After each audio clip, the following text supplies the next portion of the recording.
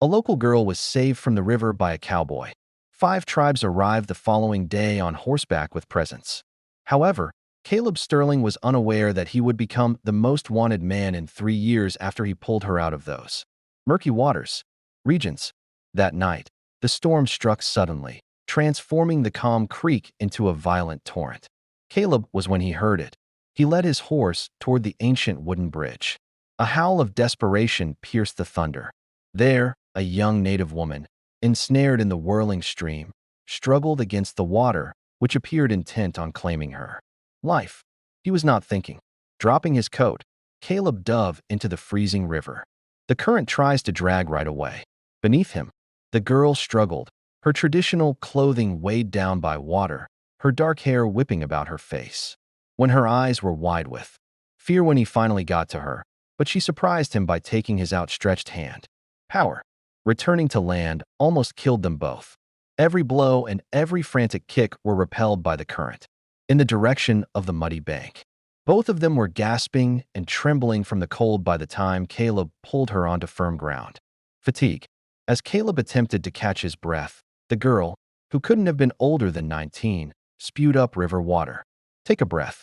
Her eyes, which had depths he couldn't comprehend, gazed up at him.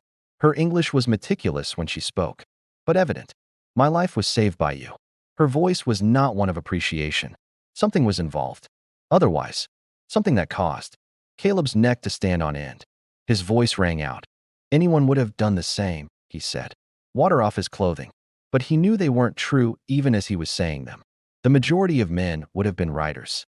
In the past, particularly when it came to assisting a member of the tribe. Native Americans and settlers' conflicts had only become worse over the past few months. With the water still dripping, the girl stood slowly. From her lengthy black hair, as though learning every aspect by heart, she examined his face. Amayana, she said. Additionally, your Caleb Sterling did not understand. Nobody would have put their lives in danger for me. The knowledge of his name had nothing to do with his damp clothing, yet it sent a shiver down his spine.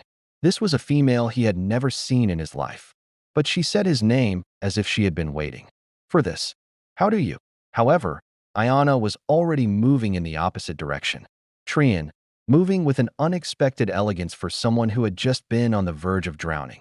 Tomorrow, you will comprehend, she murmured with a strange assurance in her voice.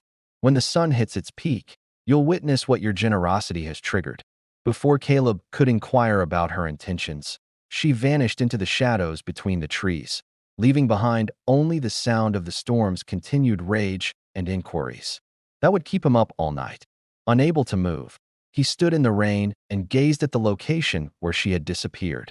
The way she'd looked at him, the odd weight in her words, the sense that everything in his life had suddenly shifted, none of it made sense, even the impossibility that she had known his name. Yet as Caleb got on his horse and headed toward, he kept thinking about her last words as he made his way home through the rain. What may his small act of rescue have perhaps roused? And why did he feel more and more convinced that he was going to learn whether he wanted to or not? When Caleb awoke, he heard dozens of horses, not just one or two. He rolled out of his cot and looked through the single hoofs, which were making a beat like distant thunder against the ground. He was squinting against the midday light in his cabin window when he noticed 5 different groups of riders arrived at his farm in various groups, each bearing the marks and colors of distinct tribes. They traveled with the methodical accuracy of a well-thought-out plan rather than the haphazard meandering of distinct bands. Caleb could see that each rider was carrying something as they approached: adorned weapons, bundles, elaborate sun-catching pots. They were coming to honor, not to fight. The first group came to a halt at his fence line, and an old man with silver braids got off his horse and came over to Caleb's door. 4 additional tribe leaders, each representing their own people, followed suit, carrying gifts. Weren't merely offerings. These were extremely valuable artifacts, such as beaded ceremonial ornaments, carved eagle plumes, weaponry that appeared priceless and antique. Caleb went outside, his hand naturally resting close to his rifle. The silver-haired commander spoke, but he had a feeling that these men were not thinking about violence. First, his tone was one of power and, more profoundly, respect. You are the one who pulled I am, answered Caleb. It wasn't a question. Iona from the water's grasp, he murmured. But I don't understand why that brings so many of you here, he said, his lips suddenly dry. The old guy grinned. However, Caleb was unable to understand the anguish in his eyes. Because Caleb, you have done something that hasn't been done in 3 generations, Sterling, and it has changed everything. Another leader, younger than the previous one but just as dignified, stepped forward and made a stunning bow. Its wood, which belonged to my grandfather, was deeply polished and embellished with beautiful silver inlay. It has never been handed to someone outside of our tribe, grandfather.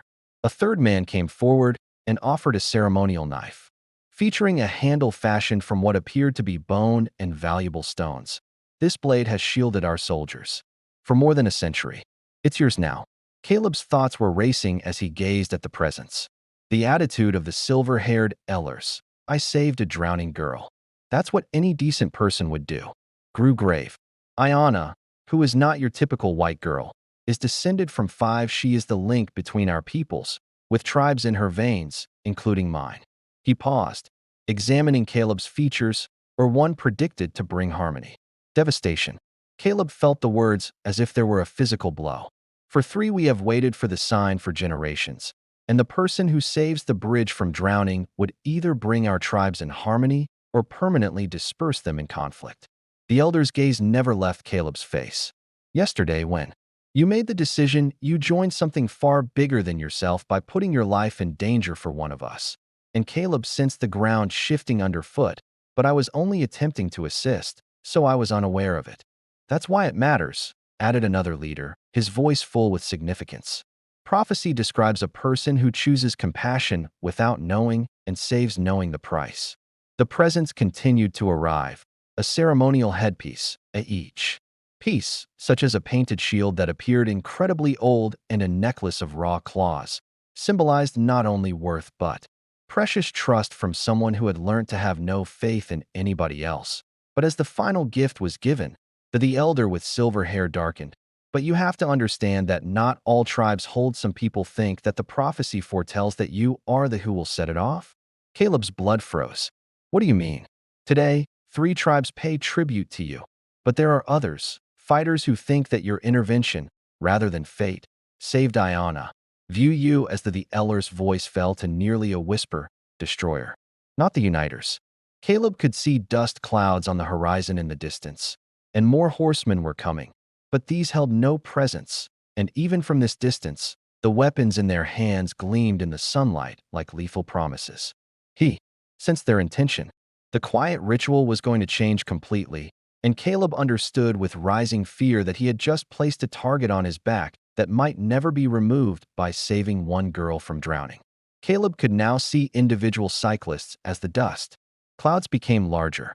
The warriors from the gift-bearing tribes covered their faces with crimson and black battle paint while holding their weapons high, not in ceremonial, but in danger. The senior with the silver hair next to him stiffened, his aged hand shifting to the "How long do we have?" he asked, holding a tomahawk. Astonished by the steadiness of his own voice, Caleb inquired. "Minutes, however, there's something you need to comprehend before they get there. Something about Iona that alters everything." As he listened, Caleb continued to watch the incoming war party. "Tell me, she is not just she is the last of her family and the daughter of 5 tribes.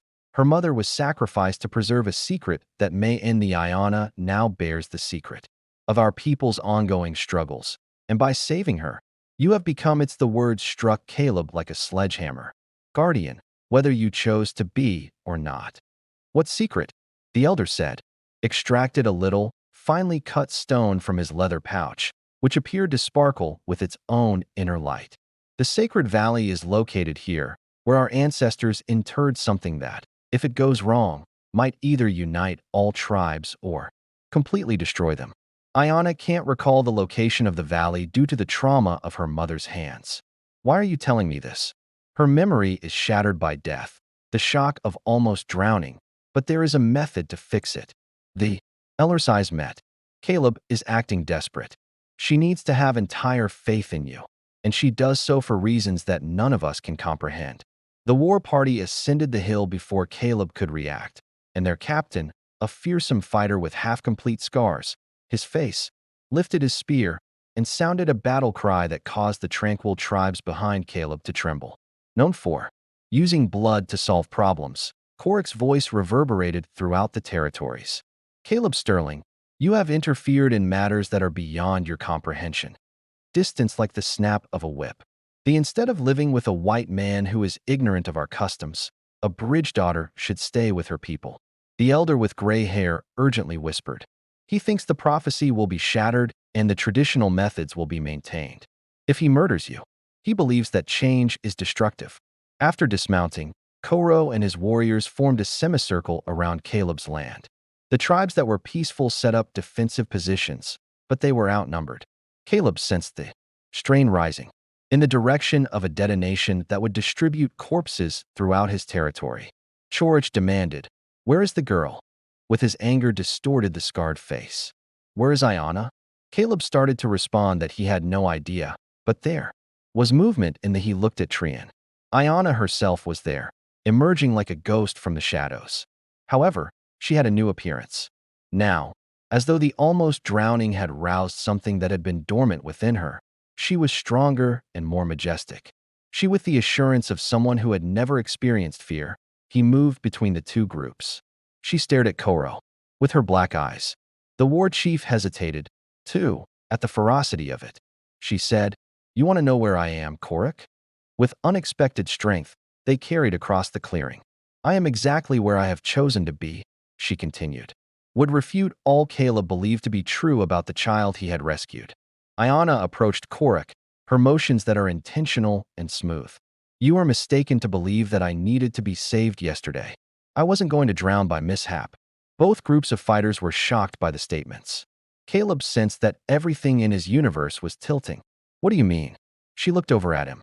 Additionally, Caleb noticed something in her for the first time since he had pulled her out of the river. Her gaze frightened him. "Computation. I knew you would be in that river, so I flung myself into it. I knew I would be saved by you. And I was aware that action would bring you all to this point." The damaged face of Kororik twisted in anger. "We were all duped by you. I took the required action." Ayana's the authority in her voice seemed unattainable for someone so young. Although choice is mentioned in the prophecy, it's never about luck. It was about setting up the situation in which that decision had to be taken. The elder with gray hair, he took a step forward, his face white with comprehension. "The loss of memory. It never happened." Ayana grinned. "However, there was its cold. Before she passed away, I learned a lot from my mother, including how to influence others to see what they expect, to observe." She extracted the same glistening stone from her dress that the elder had shown Caleb, but this one was bigger and brighter. "There was always the sacred valley. I've known where it is since I was a kid." The hand of Caleb instinctively. He reached toward his revolver. "Why the charade, then? Why include me in this?" "Since the prophecy calls for a selection from a person who is not involved in our disputes. Someone who behaves out of compassion instead of custom or fear." Ayana's gaze met his with such intensity that it was hard to breathe. "Caleb Sterling, tell me immediately. Now that you are aware of the reality, what will you decide?" She went on before he could respond. "The Sacred Valley contains weaponry made by our forefathers. Weaponry that could permanently stop the spread of white people or could destroy." She held up the stone, its light throbbing like a heartbeat, and said, "Every tribe that refuses to unite under one leadership. The secret to their weapons is stone." Koro moved forward, his troops trailing behind him. "Girl, give me the stone. It belongs to the individuals who will use it to defend our citizens. Defend them by igniting a conflict that will devour everything." Ayana gave a headshake. "Death is the only outcome of such route." The voice of the silver-haired Ellers was hardly a murmur. "What about the alternative route? Unity. Every tribe cooperating, sharing the power evenly. But confidence is necessary for that. Something that can only be demonstrated by the decision of an outsider." The stone was held out to Caleb. "You were selected for this reason. Not by accident, but intentionally." Caleb gazed at the luminous rock. Finally, understanding is starting to sink in. He would be picking sides in a battle that may change the entire region if he accepted it. If he declined, even so, different people would perish. Korik's spear went up. "You can't trust the white man with such strength. Before I allow him to touch anything that is ours, I will murder him." Additionally, Ayana answered calmly, if you kill him, you demonstrate that our people are precisely who the white folks think we are. Savages who use violence to solve all problems. The stone will break. The weapons will never be found again. Additionally, our kids will have to contend with a foe that we could have vanquished. The Caleb could hardly breathe because of the intense tension in the air. All of the warriors were armed and ready. One mistake, one word, and this would turn into a bloodbath that would live on in the memories of future generations. However, as Caleb, a fresh sound broke the calm as they grabbed for the stone. The sound of hoofs thundering in from yet another guidance. The blue uniforms of cavalrymen were being carried by other riders who were approaching. The military had discovered them, and they were advancing with the obvious goal of using blood and bullets to put an end to whatever was taking place here. Caleb was faced with an increasingly difficult decision. With military accuracy, the cavalry advanced. The afternoon sun glinted on their guns. At least 30 soldiers were counted by Caleb, headed by a captain with the stern lines of a man who had witnessed too much carnage on the frontier. Evidently, they had been keeping tabs on the tribal's movements and were prepared for combat. The officer yelled, "This is Captain Morrison." As there was a fighting line of men. "You are all trespassing on private property as directed by the territory government." Dispersed Korarak's warriors moved into combat positions, their weapons trained not to fire or else suffer the consequences. Not only on Caleb and the peaceful tribes, but also on the soldiers. The silver-haired elder men replied by lifting their own weapons. In a matter of seconds, the heated discussion turned into a three-way stalemate where any unexpected slaughter would be triggered by any movement. Ayana continued to hold the stone out toward Caleb. Her dark eyes never, she urged urgently. Choose now, before they took the decision away from all of us. Caleb's thoughts raced over the options, knowing that he would be labeled a traitor if he took the stone and joined the tribes. By his own people, he would be pursued by the cavalry everywhere on earth. If he refused and chose to support the military, he would be in charge of destroying the ancient wisdom that may bring about peace and ensuring death of everyone present, with the exception of the troops. But a third possibility was emerging in his thoughts, one that none of them appeared to think about it. Captain Morrison, Caleb said, his voice echoing through the clearing. These individuals arrived, they sent gifts, not weapons, to my land in peace. Regardless of the strife, Morrison's icy gaze was fixated on him. You think you're preventing? But you're about to create something much worse. You're harboring known enemies, Sterling. Get out of their way right away to avoid being accused of being an accomplice. Would you trust the military to handle a situation that they obviously don't comprehend or take seriously if you were Caleb? The stone and stake everything on the word of a girl who has already shown that she is prepared to control everyone around her. Please share your thoughts in the comments section. Must know which side you would support because Caleb's next decision would decide whether or not this day ended and Caleb continued. Unity or massacre? There's something you all need to understand. Stepping forward to make his voice heard. Convey to everyone in attendance. This is about deciding whether or not we resolve our issues, not picking sides. He grabbed the stone out of Ayana's hands, as if he were an animal or a civilized person. The instant his fingers he felt a rush of electricity as he touched its surface, as if he were connected to something enormous and old. His head was filled with images of epic conflicts, tribes banding together for a single goal, and weapons that might level mountains. But he noticed something else as well. The Sacred Valley wasn't really there to make weapons of war. It was to create instruments of solidarity. The forefathers had not concealed any weapons of devastation, but relics that may unite peoples in ways that prevented war. Captain Morrison, everyone in the room leaned closer to listen as Caleb spoke, his voice now bearing an odd tone. The key to save the region is what we're dealing with here, not a danger. Your weaponry expression clouded. You have 10 seconds, Mr. Sterling, to give up that item and move away from the adversaries. Raised his spear higher. The white guy will destroy us all because he believes he can control spirits that he doesn't comprehend. His comprehension surpasses yours, Ayana said, her face now displaying a look of absolute contentment. The stone has picked him, as I knew it would, she added quietly. The stone's energy was intensifying, and Caleb came to the dawning fear that it wasn't merely it was transforming him, giving him visions. And once that transformation was complete, there would be no turning back. Caleb felt the force of the stone flow through his veins as transformation struck him like lightning. And all of a sudden, he understood. He was able to sense the meanings underlying each sign and more than comprehend the ancient language etched on its surface. The aspirations and anxieties of the people who constructed this artifact many generations ago, people who had not even manufactured a weapon. They had made a test. All of you, Captain Morris and Korik, pay attention to me. With harmonics in his voice that seemed to be speaking straight to everyone's souls, Caleb continued. The Morrison's finger gripped his trigger. Sacred Valley isn't what any of you think it is. Sorling, you 5 seconds. It's a judgment place, Caleb added. The statements emanating from information that wasn't his own.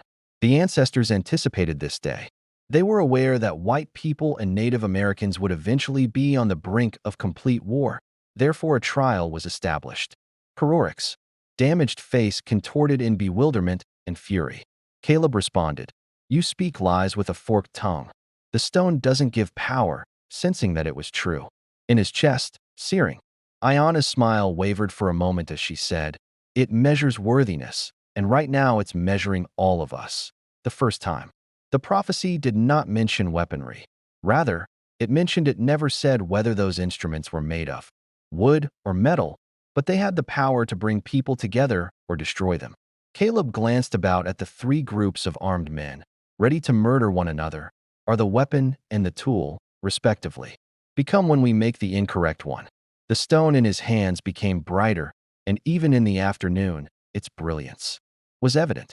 Something unthinkable started to happen as the sun rose, and the guns in everyone's hands began to feel. Morrison fought to hold his rifle up, feeling heavier, as though the metal itself was opposing their goal. Witchcraft of what kind? Caleb's gaze shifted from face to face, seeing through the paint. Not witchcraft, truth, and clothes to the men below. You're all scared, fearing the loss of your people, your lifestyle, your honor. However, fear turns everyone into cowards.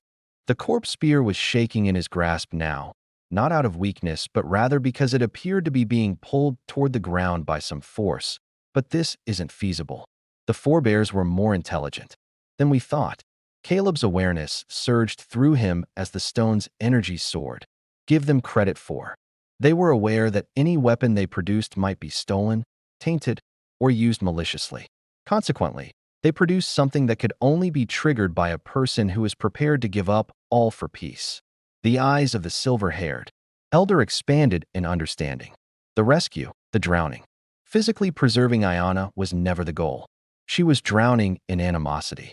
Looking at the girl who had planned this whole thing, Caleb realized. Like everyone else, simply as I was before to yesterday. At last, Ayana's mask came off entirely, and Caleb recognized her for who she really was. A distraught young woman, not a manipulator, is attempting to stop a war that would devour everyone she had ever been in love with. As the weight of her deceit fell upon her, tears ran down her cheeks. I thought if I could force the choice, if I could make someone from outside our conflicts choose unity, she said. Whispered. You can't force unity, Caleb murmured softly. It must be selected, freely by all parties. And that decision must be made immediately. The light from the stone was now so intense that it was difficult to gaze at directly. However, Caleb saw something that frightened him more than any weapon in that light. Never would. The consequences of making the wrong decision. Fire, blood, generations of kids who are solely exposed to violence and hatred. Captain Morrison, Caleb murmured, spreading the authority of pure truth across the clearing. You all, Korik, the stone is revealing to us what follows. Examine the light and observe the results of your decisions. However, when they all faced the flaming relic, Caleb understood that seeing the future in his hands was not the same as deciding to alter it. One by one, they gazed into the burning glow of the stone. And as the visions reached them, their faces transformed one by one. As his own children grew older, Captain Morrison observed that every shadow could conceal an adversary, while every tranquil community lived in constant terror of the next raid. After decades of hunting, he felt old and shattered. Spirits across blood-stained lands that would never be cleaned.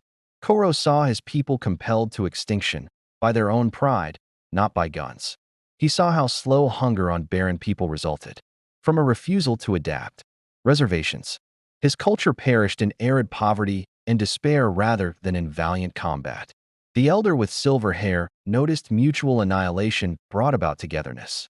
The only reason for the peace was that no one was left to fight. However, they observed the alternative route as well. Neighborhoods where children of native and white descent played together. Posts for trading where languages' old customs were blended and new ones emerged. A world in which distinctions are embraced as assets rather than causes for conflict. Even though the glimpses were brief, they seemed to endure a lifetime. As soon as when the light eventually faded, there was complete silence in the clearing. Morrison spoke first, his voice trembling. That was true. Caleb answered, sensing the stone's strength waning. As real as tomorrow's sunrise. Which tomorrow do you want to see, I wonder? Slowly lowering his spear, Korik's scarred visage revealed an internal conflict between what he had just seen and what he had ever believed.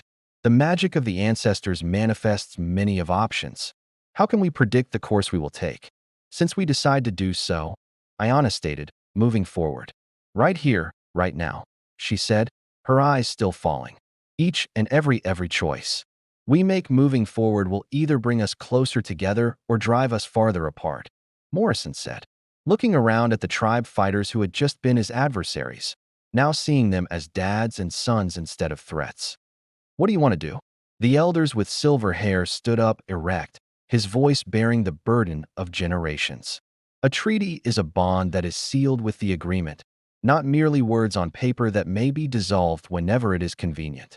Stone's witness. Your people will learn about the sacred valley from our tribes, and your government will reciprocate. Will eternally ensure our hunting grounds and sacred locations. I am not authorized to make such claims, Morrison remarked, but it seemed like he was thinking about things that had been unthinkable just a few minutes earlier. With the stone still warm in his palms, Caleb replied, we make them to each other. Family to family, man to man. Governments can either follow or lag behind. Kororik's hold on his spear relaxed even further. If the white settlements violate this pact, if they seize our land in spite of flattering rhetoric, the stone will then understand, Iona stated plainly, and the next time someone has made this decision, they will see what treachery prices. My superiors won't understand, Morrison said, taking off his hat and stroking his graying hair. They will make a call.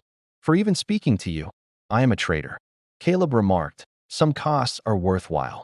Recalling the girl who was drowning, little than 24 hours earlier, had withdrawn from murky waters. The question is whether we're bold enough to pay them. But a fresh sound interrupted the moment just as hope was starting to blossom in the clearing. The sound of a rifle cracking from the tree end. Someone had been waiting and observing, and now they were acting to make sure that this extraordinary event would ultimately result in bloodshed. Pieces of old crystal were sent flying when the bullet struck the stone in Caleb's hands. Flying. However, the item produced a final burst of energy that swept across the surface rather than breaking entirely. The clearing like a flood of unadulterated reality. A person appeared from the tree end. Morrison's superior officer, Colonel Hayes, with his rifle still smoking. Behind, a dozen more troops followed him, their expressions displaying the conviction of men who thought they were stopping a slaughter. Captain Morrison, step away from the hostiles immediately, Hayes said. Snarled, his words piercing the residue of the stone's last throb. But something says, this gathering ends now. The gunshot strike had been exceptional. The energy of the stone had not gone away. It had infiltrated each individual, establishing a bond that could not be broken by commands or threats. Morrison looked at his superior officer, removing his hand from his gun. Respectfully, Colonel, you have no idea what's going on. In this place, I have a lot of understanding. The pagan magic of savages has compromised you. Hayes lifted his weapon in the direction of Caleb. Sterling, you will also be hanged for treason. Stepping forward, Kororik positioned himself between the rifle and Caleb. You have to kill me before you can kill the bridgewalker. The other tribal leaders followed suit, one by one. The same. Then, to everyone's surprise, Morrison's soldiers also started to advance with their rifles down. They had seen the same images, the same potential possibilities in the stone's last energy. A younger one named Cannell. Despite the seriousness of his actions, the soldier's voice remained steady. "We won't fire on peaceful people," said Hayes, face twisted in anger. "No, Ayanna. You're all under arrest for mutiny," murmured, approaching the colonel with the same bold poise that had characterized this unthinkable day. "They're protected by a legal framework that goes beyond military law." She extracted a piece of clothing from her dress. Document, official. Documents with territorial seals, and an existing treaty signed by 3 territorial governors and 5 tribal councils. "We only required an outside witness from both administrations in order to bond it." Caleb gazed in wonder at her. "This was something you had planned all along." "The drowning actually happened." Softly, she said, "My hope that someone will decide to rescue more than one life was as genuine as my worry." She examined the pieces of broken stone that were strewn all over their feet. The stone was never the focus of the sacred test itself. It concerned what people would do if given the opportunity to choose harmony over animosity. Colonel Hayes maintained Caleb saw uncertainty slipping into his eyes as his weapon aimed on the group. Ayanna was holding an official document, bound and lawful. More significantly, it provided a way ahead without requiring anyone to concede defeat. The Morrison told his supervisor that shared settlement regions are established by treaty. Common hunting areas, joint safeguarding of holy sites, and resistance against outside threats. "Colonel, it's not surrender, it's plan." As he became aware of the political realities, Hayes gradually dropped his weapon, the fight ebbing from him. A military officer could not revoke a pact that territorial governors had previously signed, no matter how much he didn't agree with it. Caleb stood in the same area where everything had changed months later. The agreement that had developed around his land was a village where white people and Native Americans coexisted, unlike anything the area had ever seen. Families coexisted, children learnt 2 languages, and disagreements were resolved through counsel as opposed to violence. The fractured stone's pieces had been collected and positioned in a memorial at the middle of town, serving as a reminder to everybody of the decision that had united them. Caleb would occasionally capture around the memorial. Kids from both cultures are having fun and making up tales about the magical rock that once shone inside her brightness. One of the youthful tribe leaders had married Ayanna, and their nuptials had been commemorated by the whole community. She brought her kids to Caleb frequently so they could hear how the day their world had altered. "Do you ever feel bad about it?" One time, when they were watching the kids play together in perfect harmony, she asked him harmony. Caleb reflected about the man he had been before saving a girl who was drowning in a river that had flooded after a storm. The man in question had lived alone, had no faith in anyone, and viewed diversity as a threat. "Not for a single moment," he said. There were flaws in the deal they had signed that day. No human there was ever accord. However, it served as tangible evidence that when people opted for unity over division, bravery over fear, unthinkable things started to happen. And in the giggling of kids who would never recognize their parents as adversaries, that broken stone's soul endured. If you like the article, you might want to send a great chat to assist in bringing more tales like this one. To hear an even greater story than this one, click on the video that is currently displayed on the screen. With bravery, selflessness, and a decision that will make you reevaluate your entire conception of justice. Now click on the video.